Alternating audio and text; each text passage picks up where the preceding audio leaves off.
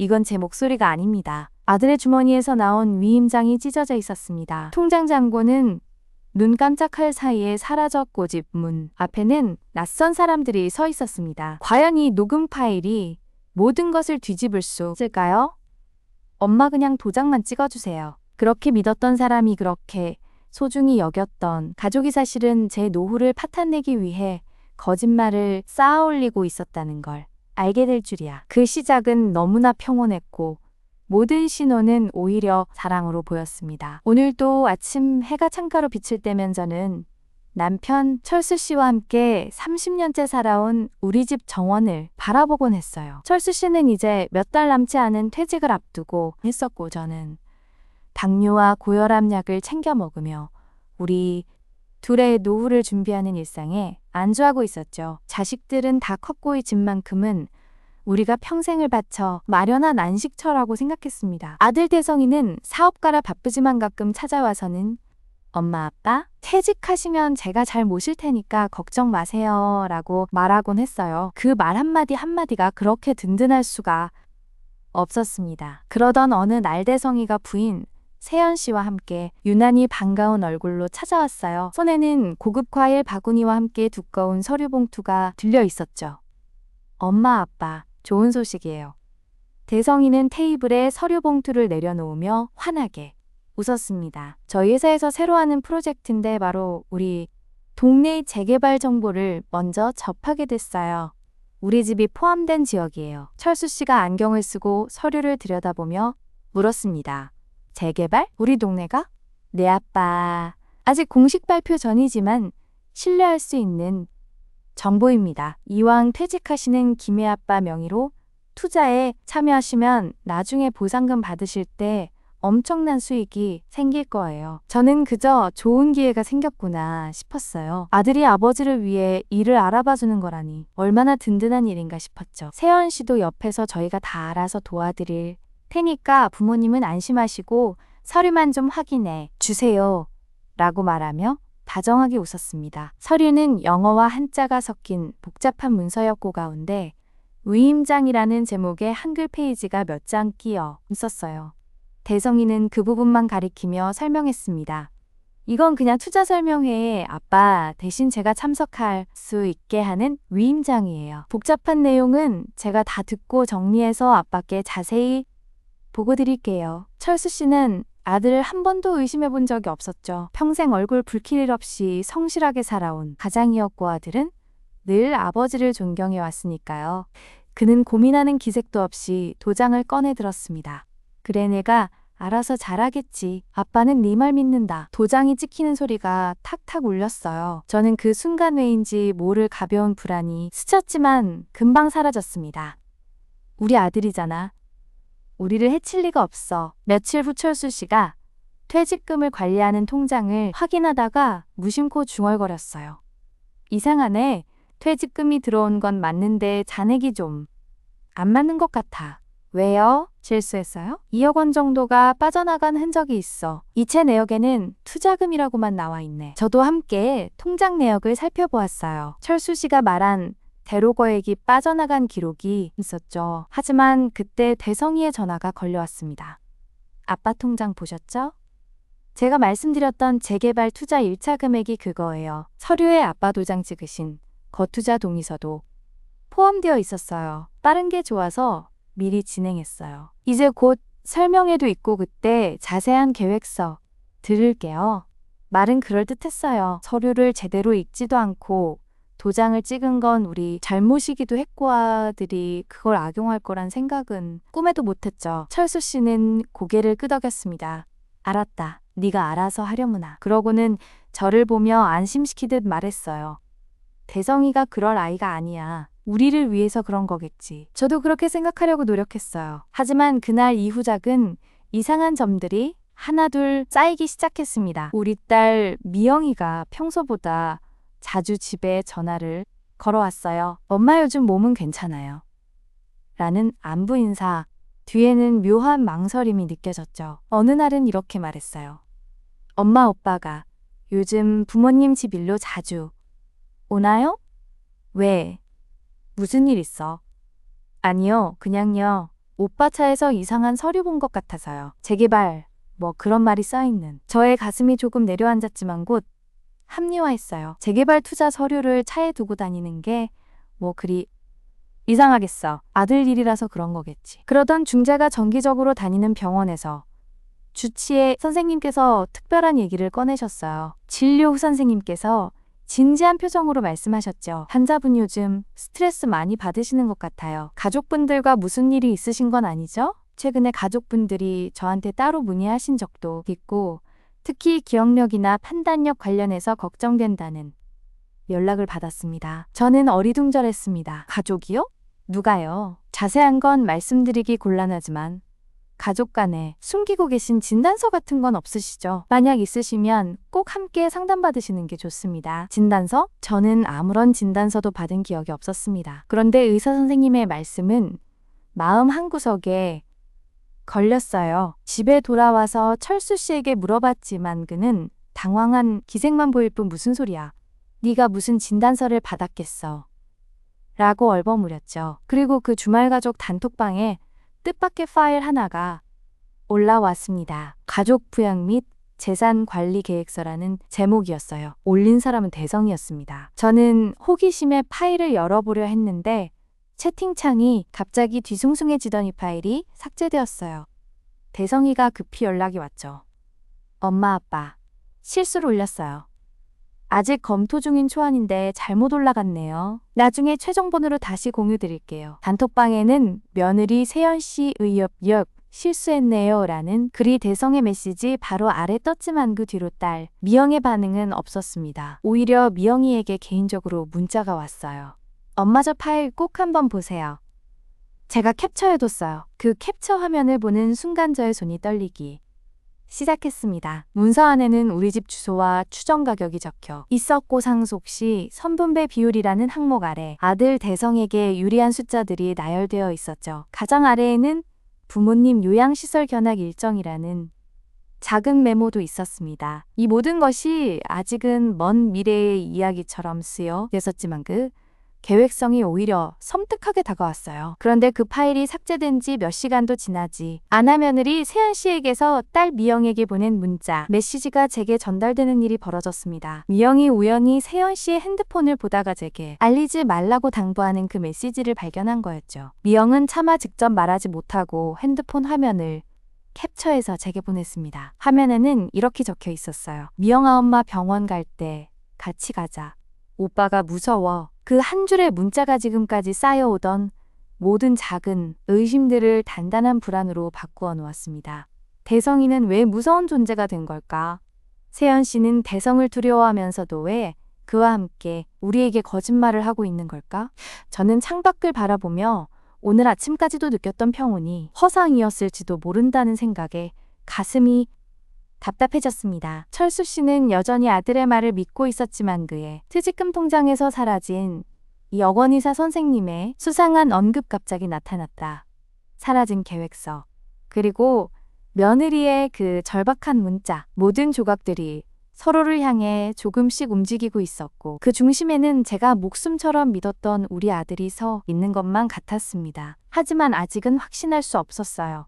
단지 무언가 크고 어두운 것이 우리 집 문턱을 넘어오기 시작했다는 예감만이 짙게 깔릴 뿐이었죠. 그리고 그 예감은 다음 날 아들이 들고 온 새로운 서류 한 장으로 인해 더 이상 예감이 아닌 현실로 다가오려 하고 있었습니다. 그 새로운 서류는 아들이 말하길 재개발 투자 설명회에 부모님이 직접 참석해야 한다는 증빙 서류를 만들어야 해서 필요한 서명이라고 했습니다.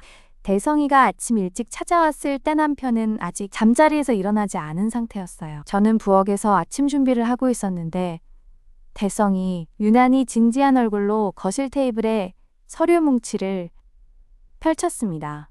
엄마 이거 오늘 중으로 처리해야 해요. 설명회가 다음 주인데 참석 의사 확인 서류를 미리 제출해야 된대요. 저는 아들의 얼굴을 자세히 들여다보았습니다. 어젯밤 며느리의 그 문자 메시지가 머릿속을 맴돌았지만 표정 하나 변하지 않고 일을 진행하는 그의 모습에서 이상한 위화감이 느껴졌어요. 너무 담담했고 너무 업무적으로 보였습니다.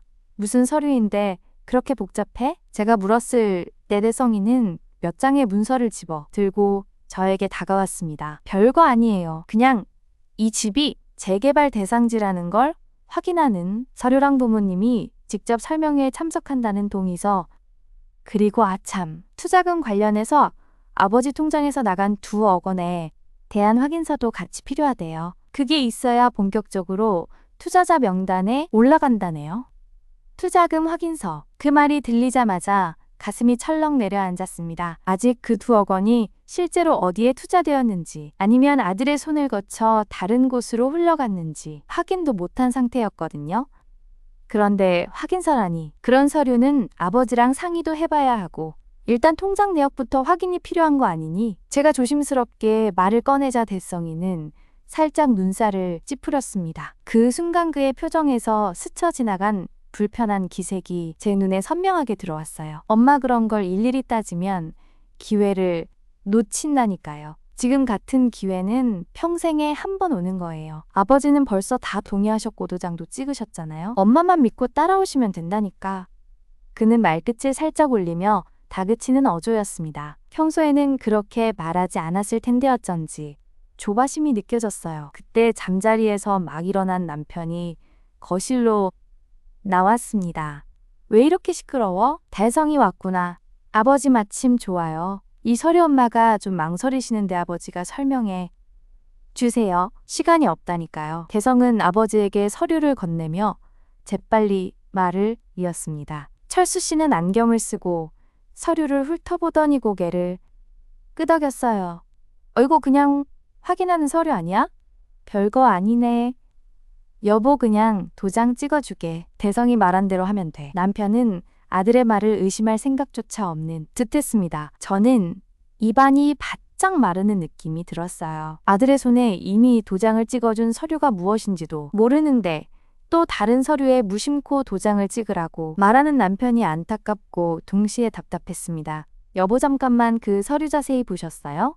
통장 확인서라는 게 무슨 뜻인지. 제가 말을 이으려는 순간 대성이가 제 말을 가로막았습니다. 엄마 진짜 이러시면 곤란해요. 아버지가 다 이해하셨는데 엄마만 이렇게 꼬치꼬치 캐물으면 일이 안 돌아가요. 저희가 누구 편인데 그렇게 의심하세요? 그 말 한마디에 저는 할 말을 잃었습니다. 의심이라는 단어가 마치 칼날처럼 제 가슴을 찔렀어요.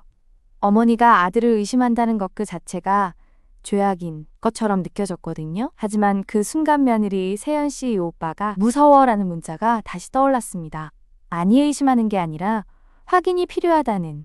제가 힘없이 중얼거렸지만 대성이는 이미 서류에 서명란을 가리키며 펜을 건네왔습니다. 남편도 그냥 서명하게 별일 아니야 라고 재촉했고 결국 저는 그 자리에서 서명을 해야만 했습니다. 펜을 들고 서명하는 제 손가락이 떨렸어요. 종이 위에 적히는 제 이름이 무언가를 영원히 잃어버리는 서명처럼 느껴졌습니다. 서명을 마치자 대성이는 서류를 챙기며 황급히 자리에서 일어났습니다. 고마워요, 엄마. 이제 바로 처리하러 가야 해서 먼저 갈게요.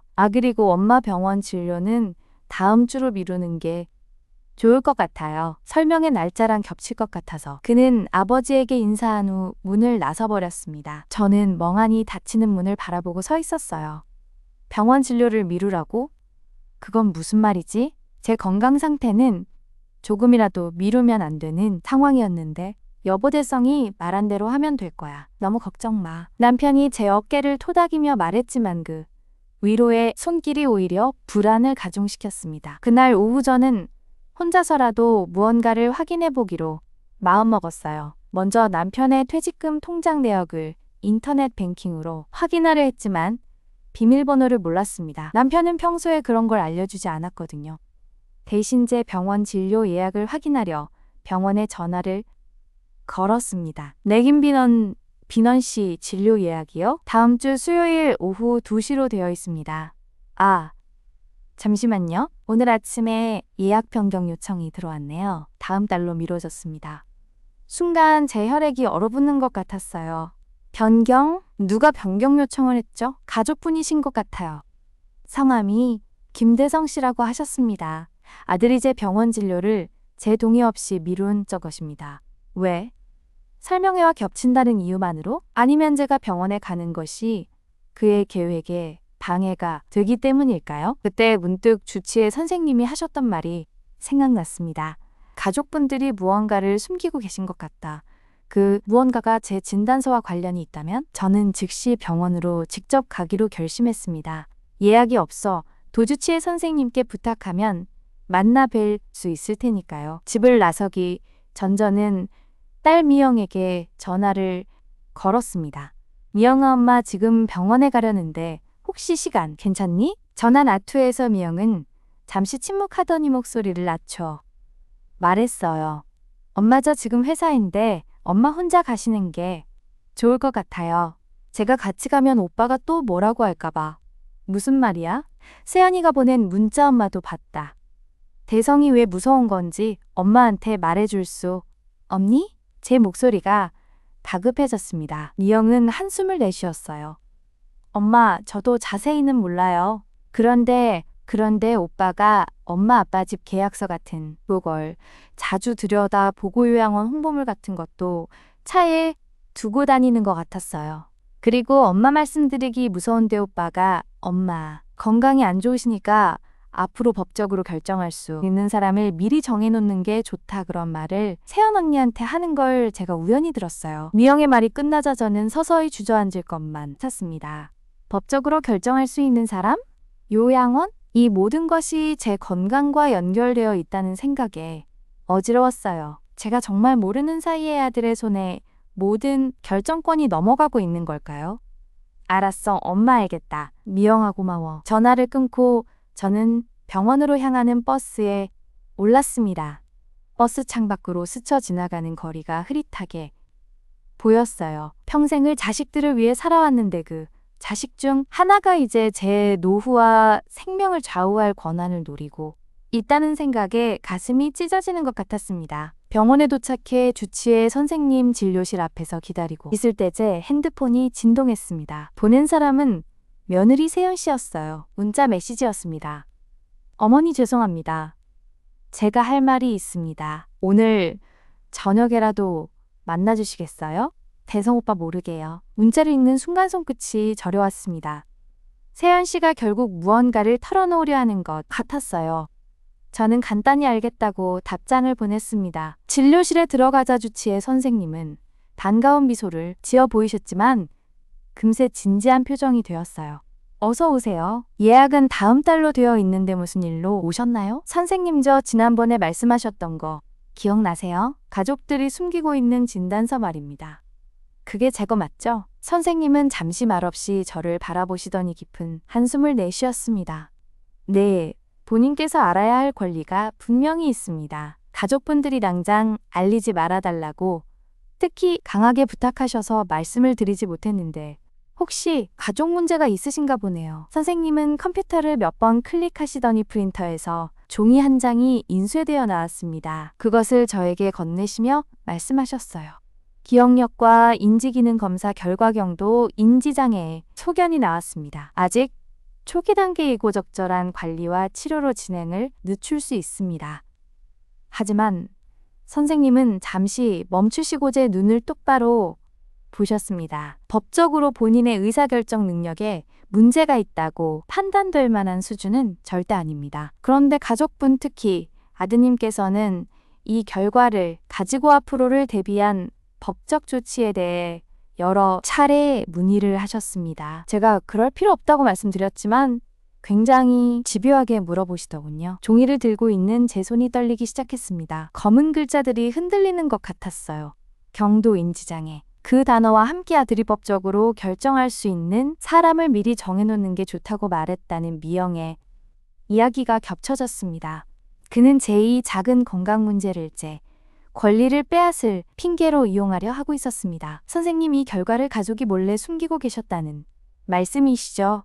아드님과 며느리분께서 함께 오셔서 반드시 본인께 알리지 말아달라고 하셨습니다. 엄마가 걱정만 하실 테니라고 이유를 말씀하시더군요. 저는 고개를 숙였습니다. 걱정만 하실 테니? 아니, 그건 거짓말이었어요. 그들은 제가 이 사실을 알면 그들의 계획에 제가 방해가 될까봐 숨긴 것이 분명했습니다. 눈물이 핑 돌았지만 참았어요. 지금 울 때가 아니었습니다. 선생님이 진단서 제가 가져가도 될까요? 그리고 오늘 제가 여기 온 것 그리고 이 이야기를 한국 가족에게는 말씀하지 말아주세요. 물론이죠. 당연한 권리입니다. 조심히 들어가세요. 병원 문을 나서며 들었던 의사 선생님의 말씀이 머릿속에서 맴돌았습니다. 경도인지장애. 그리고 아들과 며느리가 그 사실을 숨기려 했던 행동. 집으로 돌아오는 버스 안에서 저는 손에 쥔 진단서. 봉투를 꽉 움켜쥐었습니다. 종이 구겨지는 소리가 작게 났지. 만주변의 소음에 묻혔어요. 창밖으로 스쳐 지나가는 익숙한 거리 풍경이 오늘은 왜 이렇게 낯설게만 느껴졌을까요? 집에 도착하니 남편은 아직 퇴근하지 않았습니다. 조용한 집 안전은 서재 책상 서랍 깊숙이 진단서를 숨겼습니다. 그리고 며느리 세연이 보낸 문자를 다시 확인했어요. 할 말이 있다. 대성 오빠 모르게 만나자고요. 약속한 시간은 내일 오후 2시 집에서 멀지 않은 작은 카페였습니다. 그날 밤 남편이 퇴근했습니다. 평소보다 피곤해 보이는 얼굴이었어요. 어디 다녀왔어? 저는 주방에서 저녁 준비를 하며 고개를 들었습니다. 그냥 약 좀 조제받으러 다녀왔어요. 아 그래. 남편은 별 생각 없이 대답하고 거실로 향했습니다. 그의 등 뒤로 제 마음은 무거워졌습니다. 아들의 행동에 대퇴직금에 대해 묻고 싶었지만 입이 떨어지지 않았어요. 그가 이미 아들의 말을 믿고 서류에 도장까지 찍은 사람이라는 사실이 저를 더욱 조심스럽게 만들었습니다. 다음 날 오후 저는 세연을 만나기로 한 카페에 조금 일찍 도착했습니다. 창가 자리에 앉아 커피를 주문했지만 손이 떨려 컵을 들 수가 없었어요. 세연이 들어왔을 때 그녀의 얼굴은 창백해 보였습니다. 평소처럼 화사한 미소 대신 긴장과 불안이 선명하게 드러나 있었죠. 어머니 먼저 오셨네요. 그녀가 자리에 앉자마자 저는 물었습니다. 무슨 할 말이 있다고 하셨니? 세연은 주위를 두리번거리며 목소리를 낮췄습니다. 어머니, 저 더 이상 못 참겠어요. 죄책감에 잠도 못 자고 있어요. 무슨 죄책감이야? 대성 오빠가 하는 일들 전부 다. 그녀는 말을 잇지 못하고 눈물을 글썽였습니다. 손수건을 꺼내 코를 훌쩍이던 그녀 가가방에서 스마트폰을 꺼냈어요. 이거 보세요. 제가 몰래 찍은 거예요. 화면에는 몇 장의 사진이 있었습니다. 하나는 컴퓨터 화면을 찍은 것 같았는데 부동산, 담보대출 신청서라는 제목이 보였고 신청인란에는 제 이름과 남편의 이름이 함께 적혀 있었습니다. 다른 하나는 은행거래 내역 화면이었고 김철수 명의의 계좌에서 수억 원 규모의 자금이 대출금으로 입금된 후 바로 몇 개의 다른 계좌로 빠져나가는 흐름이 표시되어 있었죠.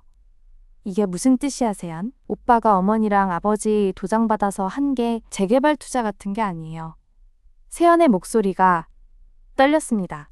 이 집을 담보로 대출을 받은 거예요. 그리고 그 돈으로 오빠가 진 빚을 갚고 나머지는 뭔가 다른 투자한다고. 그런데 그 투자도 사실인지 저는 잘 모르겠어요. 오빠가 저한테는 엄마 아빠 몰래 하느라 고생한다고만 하고 자세한 건 말해주지 않아요. 제 가슴이 철렁 내려앉는 느낌이었습니다. 단독주택, 평생을 저축하고 갚아온 우리 집이 아들의 빚을 갚는 담보로 전락했다는 말입니까? 그런데 그런 서류에 아버지가 어떻게 도장을? 오빠가 아버지께 재개발 조합 가입 동의서라고 속였대요. 그리고 퇴직금 통장에서 나간 2억 원은 그건 대출. 받기 전에 오빠가 급하게 필요한 빚이 있어서 선투자금 명목으로 썼다면서 나중에 대출금으로 갚는다고 했어요. 속았다. 우리 부부는 철저하게 속았습니다. 화가 치밀어 오르면서 도동시에 허탈함이 몰려왔어요. 저는 진정하려고 숨을 깊게 들이쉬었습니다. 세연, 너는 왜 이제야 이 사실을 말하는 거니? 저도 처음에는 오빠 말만 믿었어요. 정말 재개발이 될 거라고 가족을 위해 하는 일이라고 생각했죠. 그런데 점점 이상해졌어요. 어머니 병원 예약을 임의로 변경하고 의사 선생님께 진단서 숨기라고 하고, 그리고 요새는 성년 후견인 제도에 대해 자꾸 검색하고 법률 상담 예약을 하는 걸 봤어요. 어머니 건강 문제를 이용해서 앞으로 재산 처분 같은 걸 오빠가 마음대로 할 수 있게 하려는 것 같아서 정말 무서워졌어요. 성년 후견인, 그 단어가 제 귀를 때렸습니다. 아들이 제 건강진단서를 숨긴 이유가 궁극에는 거기에 있었던 겁니다. 세연이 사진들 나한테 보내줄 수 있겠니? 지금 바로 보내드릴게요. 하지만 어머니 조심하세요. 오빠가 이걸 알면 저한테 무슨 짓을 할지 모르겠어요. 저도 아이가 있고 집이 있고. 세연은 다시 울음을 터뜨렸습니다. 고맙다, 세연. 정말로 고맙다. 저는 그녀의 손을 잡았습니다. 차갑고 떨리고 있었어요. 너도 많이 힘들었겠다. 일단 집에 가서 아무 일 없다는 듯이 행동해. 내가 어떻게 할지 생각해 볼게. 세연이 사라진 뒤 저는 카페에 홀로 앉아 있었습니다. 핸드폰으로 전송받은 사진들을 확대해서 하나하나 살펴보았습니다. 담보대출 신청서에는 확실히 제 서명과 도장이 찍혀 있었습니다. 아들이 가져왔던 그 투자금 확인서에 제가 서명할 때 그게 바로 이 대출 동의서의 뒷장이었을까요? 생각할수록 몸서리가 쳐졌습니다. 집에 돌아오는 길에 저는 딸 미영에게 전화를 걸었습니다. 엄마 왜 그래요? 목소리가 이상해. 미영아, 집에 좀 와줄 수 있겠니? 오빠 없는 시간에. 중요한 이야기가 있어. 지금 바로 갈게요, 엄마. 1시간 후 미영이 집에 도착했습니다. 저는 그녀를 방으로 데려가 문을 닫은 뒤 핸드폰에 사진과 병원에서 받은 진단서를 보여주었습니다. 미영의 얼굴이 순식간에 새하얗게 질렸어요. 이게 다 뭐예요, 엄마? 이 대출 서류는? 그리고 이 진단서는? 엄마가 병원에 가서 직접 확인해 왔다. 아들과 며느리가 숨기고 있던 거야. 그리고 이 대출 서류 사진은 세연이가 몰래 찍어서 준 거란다. 미영은 사진을 확대하며 자세히 보더니 손을 부들부들 떨었습니다. 제가 전에 오빠 차에서 요양원 브로슈어 본 게 결국 엄마 아빠를 위한 거였어요. 그리고 이성년 후견인 오빠가 요새 자꾸 법률 상담 받는 이유가 이거였고요. 미영아, 엄마가 어떻게 해야 할지 모르겠다. 아버지는 아직 아들의 말을 믿고 있을 거야. 이 사실을 어떻게 말해야? 갑자기 현관문 열리는 소리가 났습니다. 남편이 퇴근한 것이었죠. 우리는 황급히 대화를 멈추고 서류들을 치웠습니다.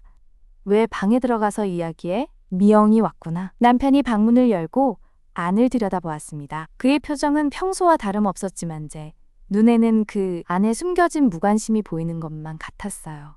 아빠, 그냥 엄마 건강 이야기 좀 하다가. 미영이 불안한 듯 웃음을 지었지만 너무 어색했습니다. 남편은 수상쩍다는 듯 우리를 번갈아 보더니 그래 그러지 하고는 문을 닫았습니다. 그날 저녁은 평생 먹어본 가장 침묵한 식사였습니다. 남편은 신문을 보며 먹었고 저와 미영은 눈치만 보며 수저만 올렸습니다. 식사가 끝나갈 무렵 남편이 입을 열었습니다. 아, 그런데 대성이 내일 오랜만에 저녁 먹으러 온대. 세연이랑 애도 데리고. 저와 미영이 동시에 고개를 들었습니다. 왜 갑자기? 그냥 회사 일도 잘 되고 우리 덕분에 투자도 순조롭돼서 고맙다고 한턱 내겠다나 봐. 좋지 뭐. 남편은 좋은 일이라도 생긴 듯 만족한 미소를 지었습니다. 하지만 그 말 속에는 우리가 알지 못하는 어떤 계획이 숨어 있을 것만 같아오하니 저를 스쳤습니다. 다음 날아들 내외와 손자가 도착했습니다.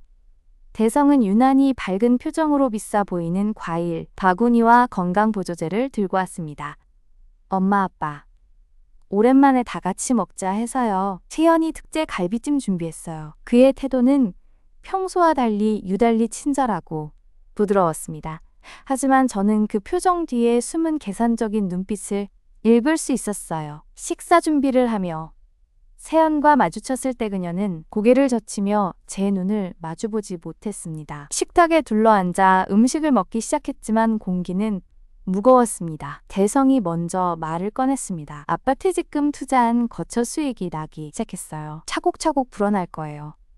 오, 그래? 잘 됐구나. 남편이 흐뭇해하는 모습을 보니 가슴이 미어질 것 같았습니다. 저는 참지 못하고 물었습니다.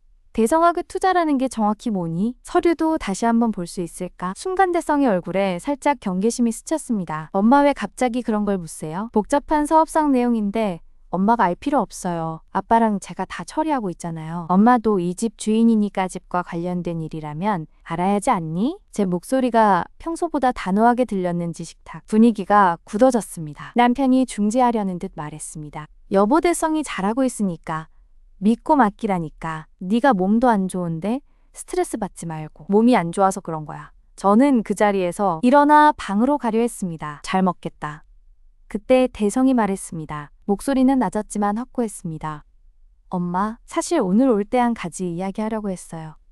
엄마 건강이 걱정돼서요. 저는 돌아서서 그를 바라보았습니다. 그는 자리에서 일어나 서류 가방에서 파일을 꺼냈습니다. 요즘 엄마가 건망증도 심해지시고 병원 진단 결과도 좋지 않다고 들었어요. 앞으로 재산 관리나 병원 결정 같은 중요한 일을 혼자서 결정하기 어려우실 수 있잖아요.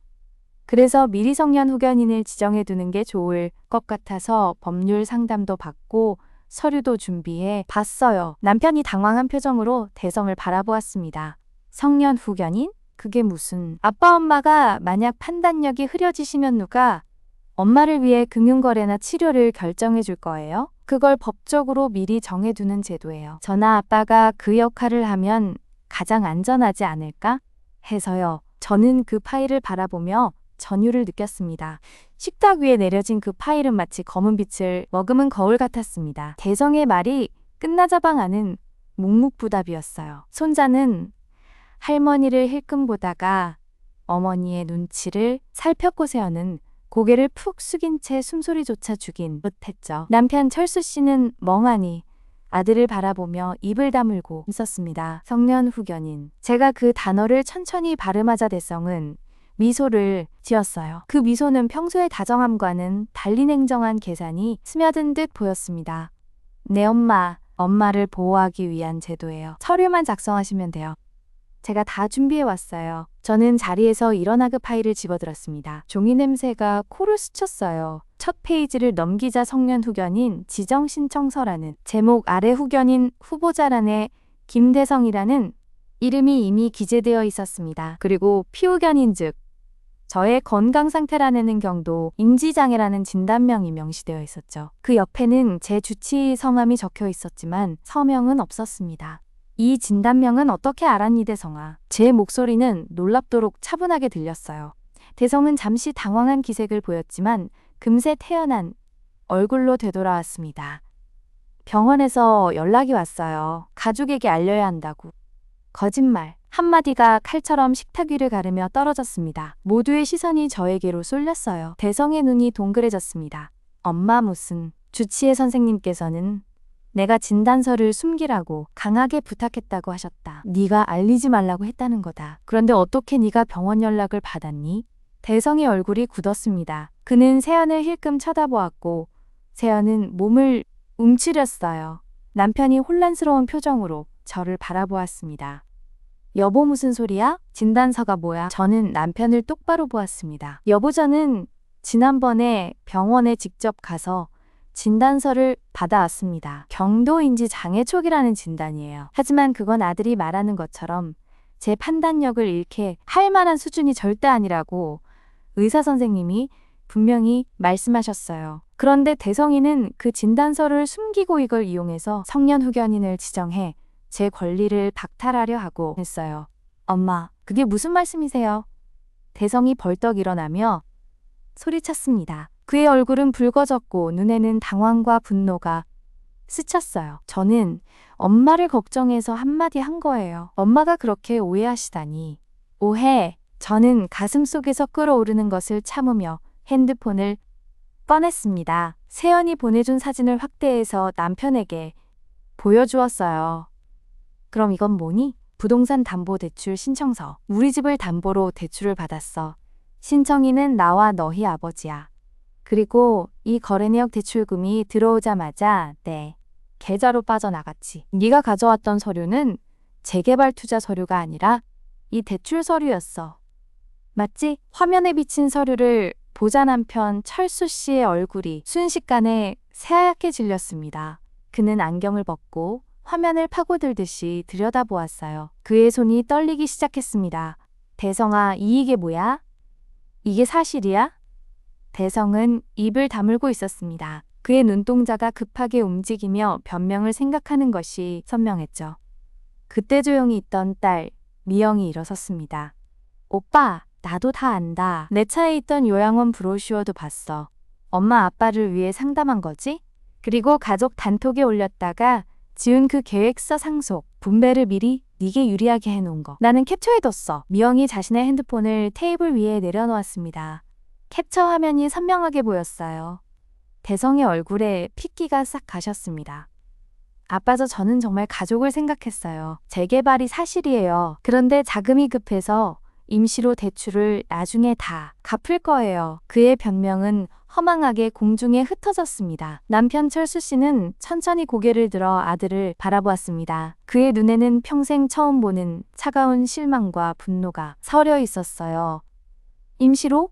네가 내 퇴직금 2억 원을 선투자금이라고 하고 가져간 것도 임시로?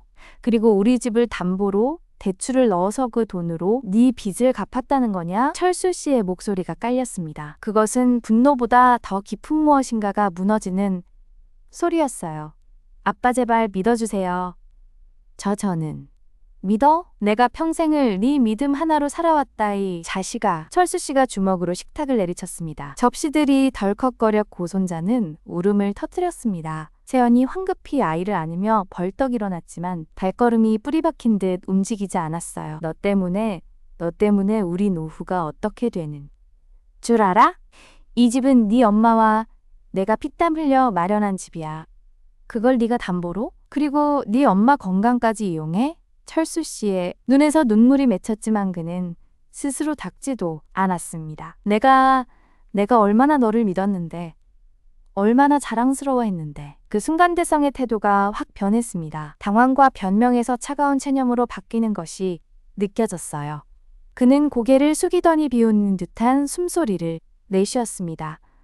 그래, 맞아요. 저 계획한 거예요. 재개발은 거짓말이었고 대출한 돈으로 제 빚을 갚았어요. 퇴직금 2억 원도요. 그리고 엄마 진단서를 이용해서 성년후견인 되면 나머지 처리도 제가 할 수 있게 되고 그게 제 계획이었죠. 그의 고백이 너무나 담담하게 쏟아져 나오자 오히려 저는 아무런 감정도 느껴지지 않았습니다. 이미 예상했던 일이 현실로 모습을 드러낸 것뿐이었죠. 세연이 흐느끼는 소리가 방을 채웠습니다. 미안해요. 정말 미안해요 어머니 아버지. 닥쳐. 대성이 세연을 향해 소리쳤지만 그 목소리는 힘을 잃은 채 떨리고 있었습니다. 저는 그 자리에서 서서히 걸어 나와 서재로 향했습니다. 그리고 책상 서랍에서 진단서 원본과 미리 준비해 둔 녹음 파일이 담긴 USB를 꺼냈어요. 식탁으로 돌아와 그것들을 테이블 위에 내려놓았습니다. 대성아, 엄마가 이걸 준비했단다. 네가 성년후견인 얘기를 꺼낼 거란 걸 예상하고. 대성은 USB를 보며 얼어붙었습니다. 이건 뭐예요? 지난번 우리가 카페에서 만났을 때 세연이 나에게 모든 사실을 털어놓는 대화를 녹음한 거야. 그리고 오늘 이 자리에서 너가 한 모든 말도 내 핸드폰으로 녹음 중이란다. 저는 핸드폰 화면을 들어 보였습니다. 녹음 중인 표시가 깜빡이고 있었어요. 대성의 얼굴이 극도의 공포로 일그러졌습니다. 엄마가 어떻게 엄마라고 해서 아무것도 모르고 당하기만 할 거라고 생각했니? 저는 그를 똑바로 보며 말했어요. 목소리는 평온했지만 속은 뜨거운 재가 가득 차 있는 것 같았습니다. 내일 나와 네 아버지는 변호사 사무실에 간다.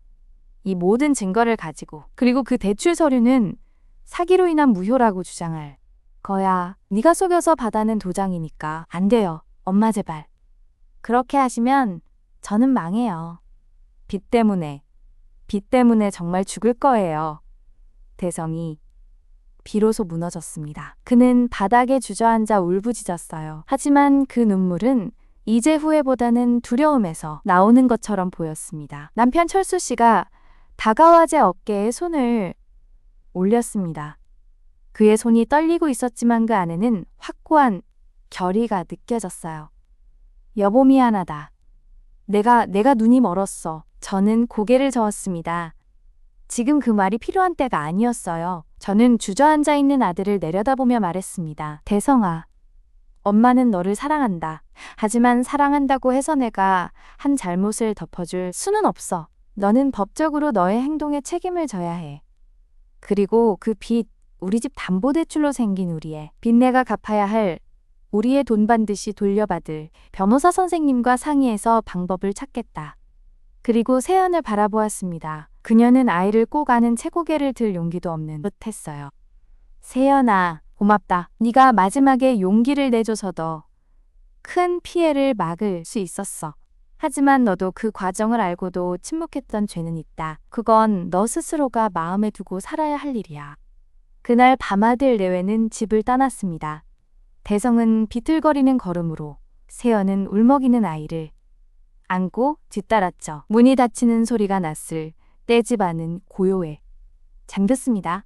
하지만 그 고요는 더 이상 평온이 아니라 폭풍 이후의 잔잔함이었어요. 다음 날짜와 철수 씨는 변호사 사무실을 찾았습니다. 변호사 선생님께 모든 서류와 증거를 제출하고 상세한 경위를 말씀드렸어요. 녹음 파일도 재생해 들려드렸습니다. 변호사 선생님은 진지하게 경청하시더니 고개를 끄덕이셨어요. 사기와 위계에 의한 법률 행위 무효를 주장할 수 있는 충분한 증거입니다. 특히 성년후견인 지정시도는 본인의 판단 능력에 하자가 없다는 의사의 소견이 결정적이군요. 담보대출 계약 무효 소송을 제기하시고 동시에 아드님을 상대로 배상 청구 소송도 병행하실 수 있습니다. 퇴직금 2억 원도 피해 금액에 포함되어야겠죠. 변호사 선생님의 말씀을 들으며 저는 비로소 숨을 쉴 수 있게 되었습니다. 길이 보이는 것 같았어요. 철수 씨가 제 손을 잡았습니다. 그의 손바닥이 따뜻했고 그 안에 미안함과 결의가 함께 전해지는 것 같았습니다. 여기 계약서를 보세요. 변호사 선생님이 모니터를 돌려 보여주셨습니다. 대출 실행을 위한 최종 서명은 아직 남아 있습니다. 아드님이 가져간 서류는 동의서 단계였고 실제 대출 계약서에 서명하시기 전이시라면 더 수월하게 무효화할 수 있습니다. 그 말을 듣고 저는 그제서야 안도의 한숨을 내쉬었어요. 아들이 가져온 서류가 전부는 아니었던 겁니다. 우리에게는 아직 기회가 남아 있었습니다. 다행이에요, 여보. 철수 씨가 속삭였습니다. 저는 고개를 끄덕였어요. 변호사 선생님과의 상담을 마치고 집으로 돌아오는 길에 저는 철수 씨에게 물었습니다. 여보, 이제 우리는 어떻게 할까요? 철수 씨는 잠시 침묵하더니 단호하게 말했습니다. 우리가 해야 할 일을 하자. 대성이는 이제 우리 아들이 아니다. 법적으로 우리가 해야 할 의무는 할 테지만 더 이상의 신뢰와 재산은 없다. 우리 노후는 우리가 지켜야 해. 그의 말에 가슴이 먹먹해졌지만 저도 같은 마음이었습니다. 사랑하는 아들이었지만 그가 저지른 일은 용서할 수 없는 배신이었어요. 용서와 책임은 별개의 문제였습니다. 그 후 몇 주가 흘렀습니다. 변호사 선생님을 통해 대성에게 공식적인 내용 증명이 발송되었고 담보대출 계약 무효 소송이 준비되었습니다. 대성은 처음에는 버티려 했지만 확고한 증거와 법적 대응 의지를 보이자 결국 응소했어요. 그는 자신의 빚을 갚기 위해 다른 방법을 찾아야 했고 우리 집과는 더 이상 연을 끊게 되었습니다. 며느리 세연은 이혼을 선택했고 손자를 데리고 친정으로 돌아갔다는 소식을 딸 미영을 통해 들었습니다. 그녀에게도 죄책감은 남았겠지만 적어도 마지막에 한 행동이 더 큰 비극을 막는 데 도움이 되었다는 사실만은 위안이 되었습니다. 가장 큰 변화는 철수 씨였어요. 그는 퇴직 후 더 이상 집에만 있지 않았습니다. 지역 노인 대학에 등록해서 컴퓨터도 배우고 저와 함께 산책도 꾸준히 하게 되었죠. 그리고 우리 집의 실제 재산 관리에 본격적으로 나섰습니다. 함께 은행에 가서 명예 확인을 하고 재산 관리 상담도 받았어요. 여보, 우리 이제 우리 살 날만 생각하자. 자식들은 자식들 각자의 인생이 있어. 어느 날 저녁 산책길에 철수 씨가 그렇게 말했습니다. 저는 그의 손을 잡았어요. 그 손이 예전보다 더 굵고 하지만 따뜻하게 느껴졌습니다. 우리 인생 이제 우리가 살아가자. 딸 미영은 자주 집에 찾아왔습니다. 때로는 저녁 식사 재료를 사오고 때로는 그냥 저와 함께 앉아 TV를 보기도 했죠. 그녀는 아직 형에 대한 실망과 화가 가시지 않았지만 적어도 부모님 곁에 있어 드릴 수 있다는 것에 안도하는 눈치였습니다. 엄마, 아빠, 이제 걱정 마세요. 제가 있을게요. 그녀의 말 한마디에 저는 눈시울이 뜨거워지는 것을 느꼈습니다. 모든 것을 잃은 것 같았지만 그래도 남은 것이 있다는 생각이 들었어요. 결정적인 날이 왔습니다. 법원에서의 첫 조정 날이었어요. 대성은 변호사와 함께 나타났지만 예전의 당당함은 온데간데 없이 초췌해 보였습니다. 조정위원 앞에서 변호사 선생님은 우리의 주장을 명확하게 펼쳤고 증거들을 제시했습니다. 대성의 변호사는 할 말을 잃은 듯했고 대성 자신은 고개를 떨구기만 했죠. 조정 결과담보 대출 계약은 사기적 기망에 의한 것으로 무효화되었습니다. 대성은 이미 사용한 퇴직금 2억 원을 변제할 것을 약속했고 그 외에 정신적 피해에 대한 배상도 합의되었습니다. 물론 그가 당장 그 많은 돈을 갚을 수는 없겠지만 장기적인 상환 계획이 법적으로 구속력을 갖게 되었습니다. 가장 중요한 것은 우리 집이 안전하게 우리 손에 남게 되었다는 사실이었어요. 법원을 나서는 길에 저는 잠시 발걸음을 멈추고 하늘을 바라보았습니다. 가을 하늘이 높고 푸르렀습니다. 철수 씨가 제 어깨를 감쌌고 미영이 다른 쪽에서 제 팔을 잡아주었어요. 다 끝났어요, 보. 철수 씨가 속삭였습니다. 저는 고개를 끄덕였지만 마음 한구석에 남는 쓸쓸함이 있었습니다. 아들을 법정에 세운 어머니라는 꼬리표는 평생 지워지지 않을 아픔으로 남을 테니까요. 하지만 그 아픔은 이제 더 이상 저를 짓누르는 것이 아니라 조심스럽게 품어야 할 상처로 자리 잡을 것 같았습니다. 그날 저녁 우리는 집에서 세 사람이서 저녁을 먹었습니다. 미영이 차린 식탁은 간단했지만 오랜만에 편안한 기분이었어요. 식사 후 미영이 물었습니다. 엄마, 아빠, 이제 뭐 할 거예요? 철수 씨가 저를 보며 미소 지었습니다. 엄마가 하고 싶은 거 있으면 다 하자. 나는 너희 엄마가 하고 싶은 대로 따를게. 저는 잠시 생각하다가 말했어요. 우리 여행 좀 다닐까? 한국에 아직 못 가본 곳 많잖아. 당장 먼 곳은 무리더라도 가까운 곳부터. 좋아요, 엄마. 제가 일정 알아볼게요. 주말에 같이 가요. 미영이 신나게 말했고 철수 씨도 고개를 끄덕였습니다. 그 모습을 보니 비로소 무언가가 새로이 시작되는 느낌이었습니다. 파괴된 것은 되돌리기 어렵지만 그 자리에 새로운 무언가를 세울 수는 있는 법이니까요. 며칠 후 저는 혼자 정원에 나가 앉았습니다. 가을 꽃들이 지기 시작했지만 그래도 몇 송이 국화가 고군분투하며 피어 있었어요. 바람이 살랑거리며 잎사귀를 흔들었습니다. 저는 호주머니에서 낡은 사진 한 장을 꺼냈습니다. 대성이 어렸을 때 우리 가족이 함께 찍은 사진이었죠. 그때는 모두가 순수하게 웃고 있었습니다. 사진 속 어린 아들의 얼굴을 오랫동안 바라보았어요. 그리움과 아픔이 교차했지만 이제는 그 감정들을 꽉 쥐고 있을 수는 없겠다는 생각이 들었습니다. 저는 사진을 다시 호주머니에 넣고 일어서서 집을 바라보았습니다. 이 집은 이제 더 이상 아들의 배신의 상처만으로 가득 차 있지 않았습니다. 우리 부부가 다시 일으켜 세우기 시작한 조금은 얼룩지고 상처뿐이지만 그래도 우리만의 터전이 되었어요. 창문으로는 철수 씨가 신문을 보며 앉아있는 모습이 보였고 부엌에서는 미영이 설거지하는 소리가 들려왔습니다. 바람이 다시 불어왔고 저는 그 바람을 맞으며 살며시 눈을 감았습니다. 앞으로의 날들이 쉽지만은 않겠지만 적어도 우리는 더 이상 속지 않을 거라는 다짐이 가슴속에서 잔잔하게 울렸습니다. 그리고 그 다짐이 이제는 공허한 위로가 아닌 발밑을 딛고 서게 하는 확실한 땅이 될 것만 같았습니다.